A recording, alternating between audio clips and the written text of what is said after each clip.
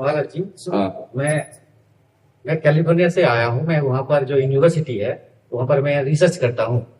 तो मैं विज्ञान का शोध करता हूँ। है? विज्ञान का शोध करता हूँ, जैसे जो वैक्सीन हम लोग बनाते हैं कोविड का, इसका, कैंसर का, उस सब के ऊपर मैं शोध करता हूँ।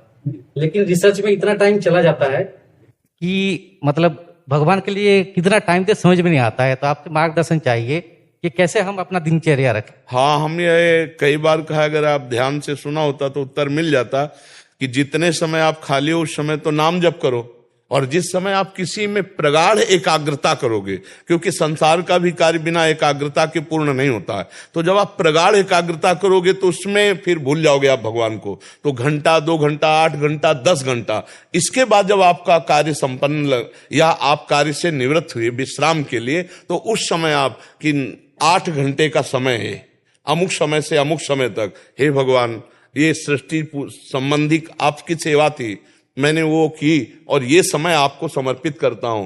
तो ये तो सर्वाणि कर्माणि मयि सन्न्यस्य मत पराहा, भगवान कह रहे हैं, जो मेरे परायण होकर सब कर्म मेरे को समर्पित कर देता है। सब कर्म में ये नहीं कहा कि अमुक कर्म, यत करोषि, जो भी कर्म है। तो आपका ये विज्ञान का भी संबंधित जो कार्य है वैज्ञानिक, ये भी तो आ गया ना उसमें, यत करोष माने जो भी कर्म हो, और उस कर्म को भगवान को समर्पित कर दिया जाए तो वो भक्ति ही मानी जाती है और उससे निश्चित भगवत प्राप्ति होती है।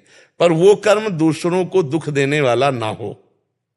तो आप रूटीन फॉलो कर नहीं पाते। जैसे कभी भी रिसर्च में कैसा होता है कि सुबह 8 बजे काम शुरू किए, लेकिन हो सकता है कि दूसरे दिन सुबह 4 बजे तक वो एक्सपेरिमेंट करना ही पड़ रहा है। तो कोई बात नहीं ना, हम तो ये नहीं कह रहे कि अमुक समय से अमुक समय तक ही केवल समर्पित किया जाए, जो समय आपका है।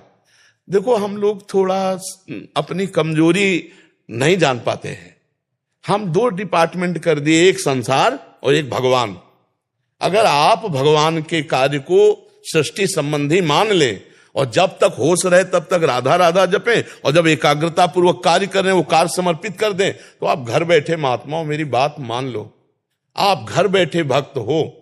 भगवान के वचन है, ये तो सर्वाणि कर्माणि मयि सन्न्यस्य मत पराहा अनन्ये नैव योगेन माम ध्यान उपासते तेषाम अहम समुद्धरता मृत्यु संसार सागरात। मैं उसे संसार समुद्र से पार करूंगा, क्योंकि वो संसार समुद्र में मेरी सेवा कर रहा है, मेरी आज्ञा पे है, मेरे लिए कर्म कर रहा है। तो रात रात भर कर्म करना पड़े तो पूरी रात के समय को भगवान को समर्पित कर दिया, तो इससे आपकी भक्ति बन जाएगी। जैसे आप खाली हो दिमाग से तो आप राधा राधा राधा, अब जब दिमाग लग गया सर्च में तो 8 घंटे 10 घंटे बाद जब सुध आपको मिली तो राधा राधा, और वो समय समर्पित कर दिया, वो निश्चित भगवत प्राप्ति का हेतु हो जाएगा और आपको परम शांति मिलेगी। देख लेना, आप ऐसा करके देखिएगा, समझ रहे ना, क्योंकि बिना एकाग्रता के कोई कार्य नहीं होता है। और जब हम एकाग्र होंगे तो भूल जाएंगे।